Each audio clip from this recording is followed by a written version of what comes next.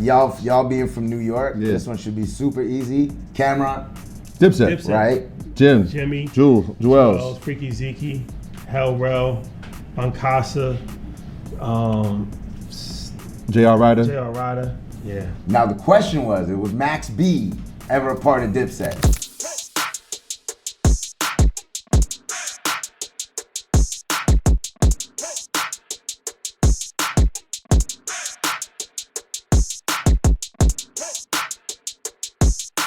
Hey, what's happening, y'all? It's your man Ricochet from VIBE105, and we're sitting down with the dudes Rashad and Troy of Earn Your Leisure. Over the past few years, they've been the go-to when it comes to financial literacy, and they're here in Toronto to get us on point when it comes to our finances. Welcome to Toronto, fellas. Thank Doing good, man. Thank you for the hospitality. Appreciate it. So let's dive right into it on why you're here. I can't imagine that there's anybody out there who doesn't know who you guys are. Over the last 3 years, if you're on social media, you're very familiar with the both of you. But for those who don't know about Earn Your Leisure, can you give them a short explanation of what you guys are all about? Yeah, Earn Your Leisure is a financial literacy business investing platform, media company that we produce content. So we have a podcast network where it's different shows under the umbrella. We're on Instagram, as you said, YouTube. We do events all over. That's why we're here now. We have an online educational platform. So really a community of people that want to better themselves, Right. want to learn about, the language of investing and entrepreneurship in an easy to understand way. Right. Not super complicated, not, buttoned up, just real relatable, Right. digestible. Right. For me, I got put onto you guys over the because I'm sure a lot of people did. We're all at home. The podcast game really blew up. How did the whole movement start? What was the decision that led you down this path? Yeah, I mean, it started in education. So the root cause was we had teenagers that we were, having a summer program with, and they were getting money. Right. And so, we know that if people don't know what to do with money, they're gonna do what they know, and that's spend. Right. And so it became like a situation where we can create a solution for that, right? Let's give them education at 14. Let's see where they're at 16, at 18, at 20. At the same time, he was doing his financial advising career. He was on social media doing interviews about financial literacy, and people were gravitating toward the information. They wanted more of it. He had, his own public access show, and so it was prepping for this moment. And he had this one interview that went viral about 50 Cent and vitamin water, and like the intricacies, the ins and outs of the deal, and like that's kind of conversations we always had. Right. And we thought people knew. Right. But the way social media reacted, it was like, yeah, maybe they didn't know. Right. And so they were like, yo, where can I find more of this? Like, do you have a podcast? I'll never forget the question. I was like, So he came, he was like, yo, you want to start a podcast? I'm like, okay, let's do it. And the light bulb. And then the light bulb went off, and then, we just kind of came up with the plan of how we're going to do it. We had no idea, weren't really big podcast listeners. We was just like, all right, well, this is a new venture. We've done stuff before. We talk every day already. Let's just give it a shot. And Earn Your Leisure was birthed. Right. You mentioned the education on financial literacy. Now, knowing that from my background, I come from an immigrant background. And money was something that we never really talked about in the household. Like my parents weren't putting me on the game on how to invest and whatnot. I was always told just save your money, save your money. Why do you think talking about finance has been so taboo in our community? I think, it's for a variety of different reasons. People are embarrassed. People don't have enough knowledge to even speak frequently. Paranoia. A lot of times, especially like you say, you're an immigrant, you're just trying to assimilate into society. Right. You don't want to ruffle feathers. You don't want to, stick out too loud because you don't want to get sent back to where you came from. So I think it's a variety of different elements that have made it almost an uncomfortable conversation. But hopefully now we're starting to break that, with social media, with different things where now it's becoming more fluid. Right. And it's, connecting all over. So, what we're doing in America, connecting here in Canada, connecting in the UK. So now people that have not traditionally been able to talk about it or have been able to seek the information can gain it. And now it's more of a fluent situation. So hopefully that's starting to change. The journey has come a long way over the last few years. What are y'all most proud about? What's the one thing that stands out that you feel pride in over this whole journey over the last few years? Yeah, I think it happens on a daily basis. We run into people who have listened to something that we put out or read something that, we put out, and it was like, that changed my life.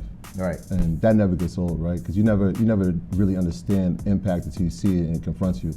And so when I see people saying like, hey, I invested in this and I've made more money than I've ever had in my life, or I was able to, retire my mom, or I was able to retire myself and my wife, just those type of stories on a day-to-day basis from the everyday person, it was like, wow, right? Like, this is something that we were doing in a dining room, but it impacted the world. The fact that we're even here in Toronto and people are like, overwhelmingly welcoming and excited to see us, it's like, yo, that's the power of impact. It has no boundaries. So like on a daily basis, man, hearing those type of stories, I always say that that's the fuel, right? Because if I can give you a piece of information that I learned and it can help change your life, that's what we're here for. The highest human act is to inspire. Right, and I think y'all have inspired a whole movement on that too, right? There's a lot of people talking, having that conversation now, and passing down that knowledge. What are their plans? Is there any big plans for the Earn Your Leisure University? How do you guys plan on growing that situation? Yeah, it's definitely growing now. We have different chapters, regional. We actually have a Canadian chapter. So that's something, I think we're gonna have a meetup actually. Yeah. Growing that globally to like physical chapters, eventually even possibly physical like location. Like how we're in this university right now, like how you really see like an EYL university, brick and mortar situation. Whether that be in Africa, whether that be in New York, whether that be right here in Toronto.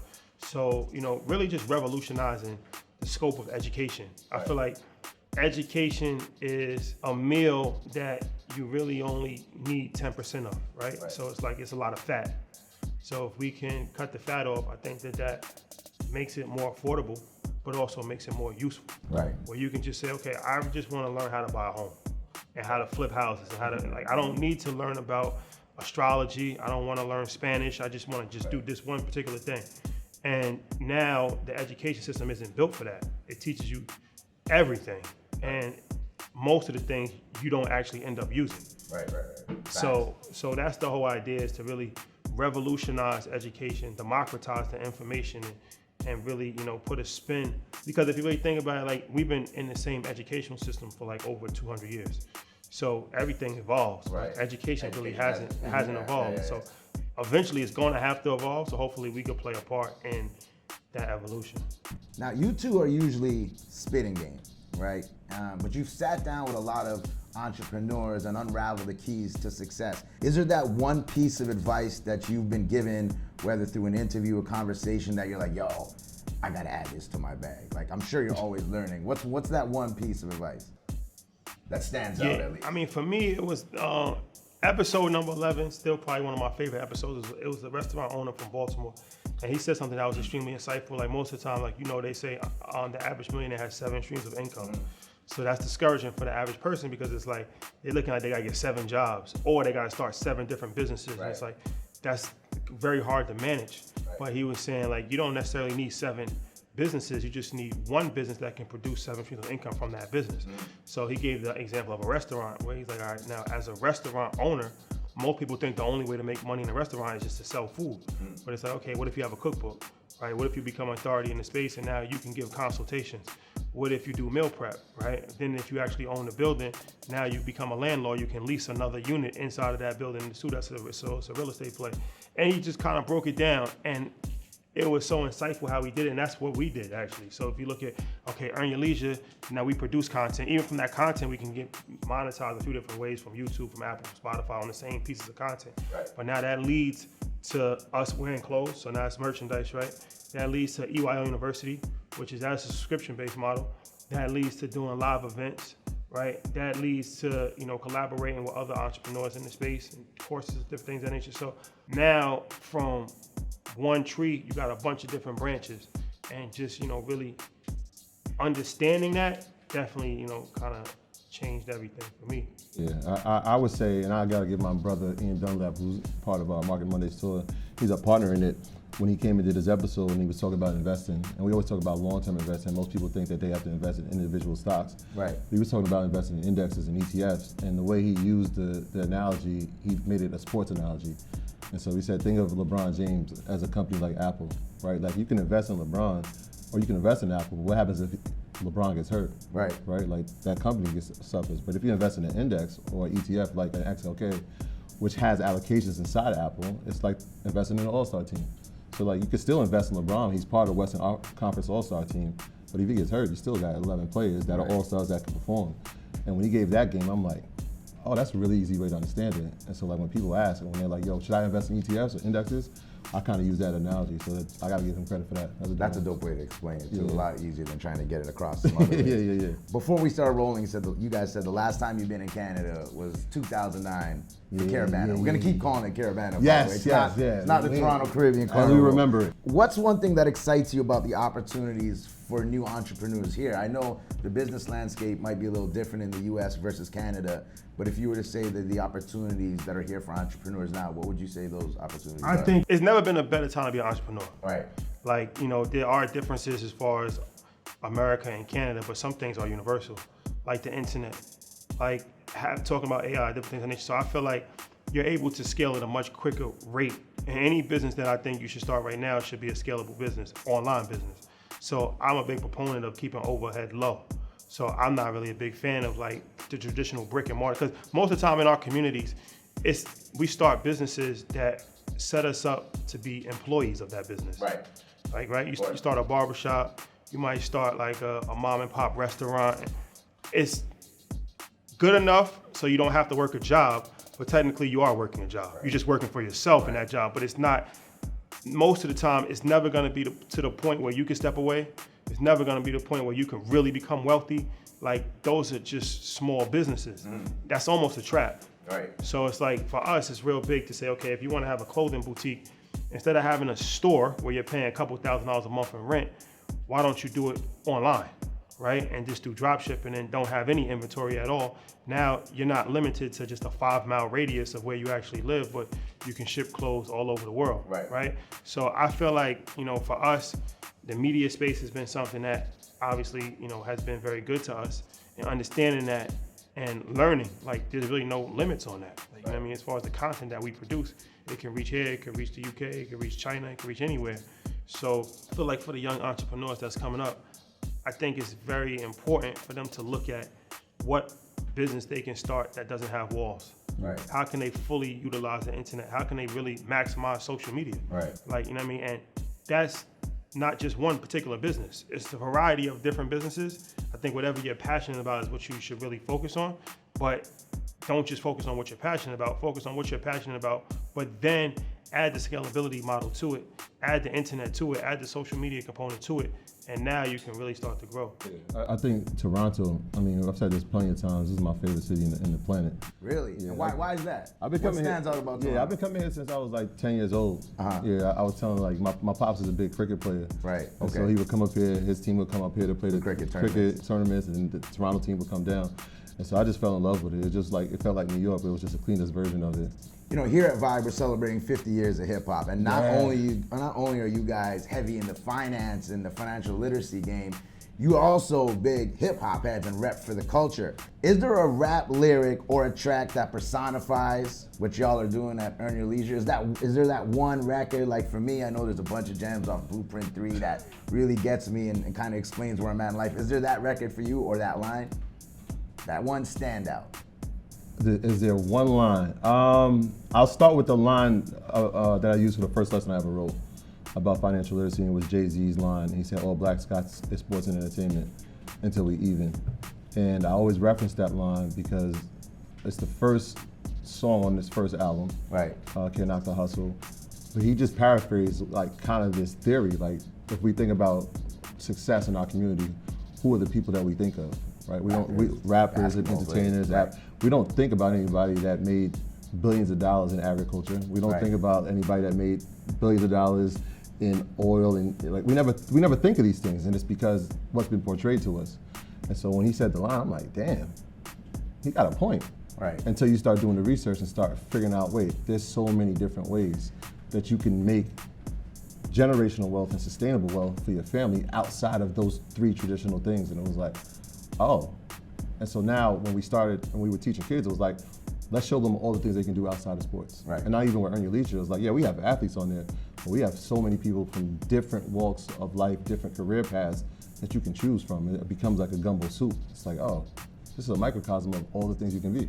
Now, how do you think we continue to break that mold? Because even my son, as much as I'm trying to show him like, yo, this is what daddy's doing here, this is, take your money, he's still picking up a basketball telling me he wants to go to the NBA. Or I hear him trying to freestyle in his head. I'm like, yo, what are you doing? Right? Freestyling while you're balling. How do we break that mold, and how do we show our youth that it goes beyond sports and entertainment. Of course, your podcast is one of the stepping stones to getting there, but is there anything else that you would suggest? Yeah, I think it's exposure. Right. And it's like, what we're doing as far as highlighting the entrepreneurs, the same way that the athletes and the rappers have been highlighted, right? Like, okay, this is a superstar real estate person. This is a superstar in the stock world. This is a superstar lawyer, right? And when you see them, and it's like, they look just like you, they talk just like you, they have all of the things that you aspire to have, because that's what we really wanted to become, athletes and entertainers, and even drug dealers, really. It wasn't necessarily that. I always say, like, people, I don't think anybody has a burning desire to sell drugs, but you look at it like that's a viable option to attain success without having to actually go to school, and you can do it in a relatively short period of time. So when you make an educated decision, even though you know what comes with that, you can kind of rationalize that it's a good career choice. Right. But what if you had a different option, right? And it's like, you still get the same love, you still get the same, attention from the ladies and all of that, but you don't have to risk your life. Right. You don't have to, do things that is going to compromise your whole freedom. So now when you start to normalize that and you start to celebrate that, now it gives young people more aspiration and more hope, as opposed to just trying to just do one particular thing. And it's like, even with the rappers or the athletes, I feel like people gravitate towards that because we at least know one rapper or one athlete that made it. Every community, every community got, well, that's my man, he's in the league, I grew up with him, he got signed a record deal. So now when you can say the same thing about people like us, I was like, oh, I know them. Now it's like all of the kids want to do what we doing. Right. Because like they say, okay, they're from the neighborhood, they did this, they went to the same high school as us. I know I can do it if they did it because they didn't really have anything else that I had. So I think it's just exposure, man. Just keep exposing. Now, another little trivia game here. So we know that every big name artist has had a sidekick or a sub crew that they roll with. And in every crew, there was always that standout member that was supposed to make it happen, but possibly didn't. So what I'm gonna do here, going back to the culture, is test your hip hop trivia. I will name, you're slapping your hands, you're like, I got this. Let's do it. I'll name a artist, and you tell me the name of their clique, and give me a few members of that clique, whether they made it or not. Most of these guys, let's be honest. Combined effort? Combined we got effort, this. Oh, we got this this. is Earn Your Leisure. We out here. Hip hop trivia. We getting all right? this. Yeah. All right, 50 Cent. This is an easy one. G-Unit. G-Unit. Lloyd Banks, Tony Yayo. Young Buck. Bet. Ding, ding, ding. Okay. We started off on the easy stuff. We'll get a little easier. Now this one should be just as easy. Jay-Z. Rockefeller. Rockefeller, Myth Bleak. State Property. Beanie Siegel. But more so the clique, right? Rockefeller was the record label. Yeah. So you said State Property. State Property. All right. Siegel. Emilio Chris Sparks, and Neve. Chris and Neve, Freeway. Yeah. Oskino. Petey Crack. Yeah. Okay. Yeah. Now before y'all came here, we were asking if Memphis Bleak was in that conversation. Which No, he's not. He's not. That was Rockefeller. Yeah. All right. Lil Wayne, Young Money. Drake, Nicki, Tiger, Lil Twist. If you want to say Drake, if you want to say Wayne, We're saying Young Money. Say Young Money. but technically, you probably would go. What was his first crew called? Squad Up, but he said Young Money. Squad Up wasn't Young Money. Young Money's easy. That's easy. That's Drake and Nicki. Drake, Nicki, Pretty much. Lil That's Twist. right. Lil Twist, Tiger. formerly. Yeah. Once upon a time. Once upon a time. Jay Mills. All right, y'all being from New York, this one should be super easy. Cameron. Dipset. Right? Jimmy. Joels. Freaky Zeke. Hell Rel. Uncasa. J.R. Ryder. J.R. Ryder. Yeah. Now the question was Max B ever a part of Dipset? Nah, he wasn't. No. Officially no. He was part of Bird Gang though. That is a fact. Okay. Spinoff. Yeah. Spinoff of Dipset. Ludacris. DTP. Shauna. Titty Boy. Well, Player Circle at the time. Player Circle. Was JT Mayo with them? No, that's Slip and Slide, The right? dude with the deep voice. Forgot his name. We got Shauna. We got Player Circle. I'll give you a hint. Money in the Bank. One of the Lils. A Lil? All right, being from New York, I'll give you all the Who's a Little? Lil Scrappy. He was part He's of DTP? Evidently, he was part of DTP. Somebody- Some scratching going on over here. You'll have to double check that. Okay. All right, Biggie Smalls. Junior Mafia. That's Lil Kim. Lil C's. C's. Nino. One more in there. Obviously, someone who did not pan out. Blake C. That was Chico. Chico, by the way.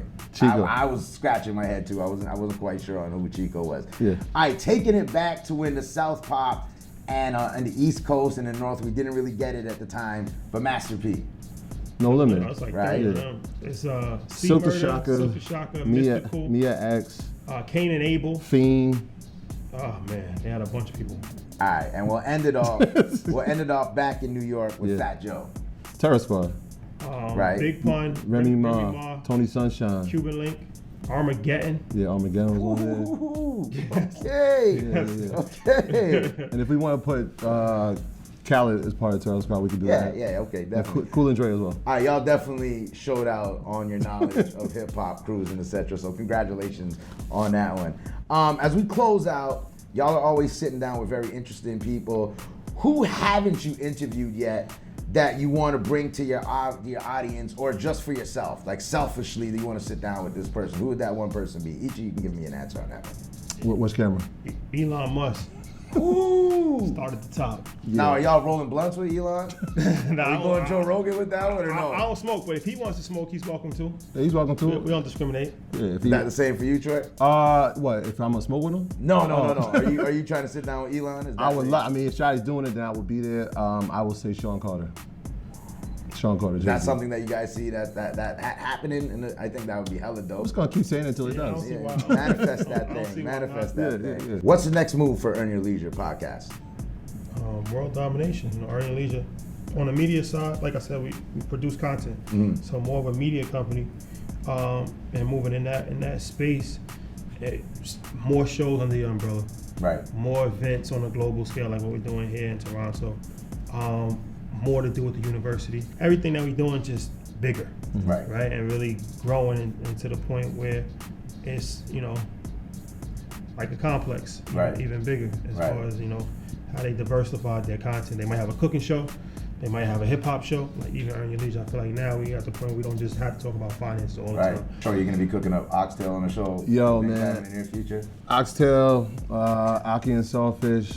I put a little coconut shrimp in there. I got a few things You I got can a make. few things A under the few belt. things I can make. Yeah, but he's right, man. It's global domination, and the fact that we're here in Toronto speaks to that. Financial literacy is not an American issue. Right. It's not a Canadian issue. It's a world issue, and the fact that our audience has gravitated towards in the States the way that they have, and the way that Toronto and throughout Canada has gravitated toward it, tells you that it's something that's needed. And I'm just gracious enough that we've been put in a position to deliver it. Well, I think I speak for everyone when we say we're looking forward to seeing what's coming in the future. Thank you for everything you've done thus far. You put me on the game when I thought I knew what I was doing. You've helped me elevate my game, and I know a lot of our listeners and a lot of our viewers have the same feeling. So thank you very much for taking the time to chop it up with us. I urge everybody to tap into Earn Your Leisure if you want to get your game up when it comes to finances. There's nobody else in the game doing it better. Thank you again, guys. Appreciate you. Shout out, Troy. Thank you guys for coming. Love, through. man. Appreciate you. That's a legend, y'all.